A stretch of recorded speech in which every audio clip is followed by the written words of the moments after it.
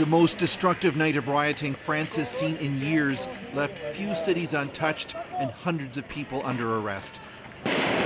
In Roubaix, an entire commercial building was torched. In Paris, stores were looted, and one of the city's premier Olympic venues for next summer, the Aquatic Center, was left badly damaged. I don't understand this outpouring of hatred. I have no words. We saw this city alive, and now people are in tears, she said. President Emmanuel Macron has weathered street protests before, but few with the intensity as these. He left an EU gathering in Brussels for an emergency meeting on the crisis. Des jeunes, parfois des très jeunes. 1/3 of all the people arrested were young, sometimes very young people, he said, urging parents to keep them in tonight. He also blamed social media for fanning the protests, calling on internet companies to take down sensitive footage.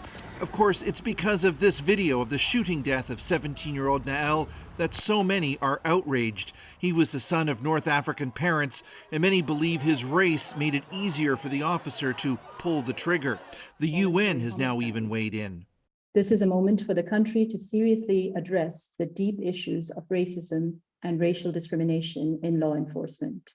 It's an accusation the French government rejects. I can imagine that every member of the government is afraid to have such a movement.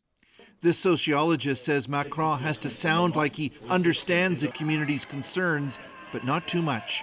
He has to take into account that he could lose the police officer if he appeared to be too near to this kind of people, the young people in the banlieue. So he has to manage a kind of equilibrium between the both. Some places have now banned demonstrations. Others have stopped public transit from running late in a bid to keep people off the streets and quell the violence. Chris Brown, CBC News, London.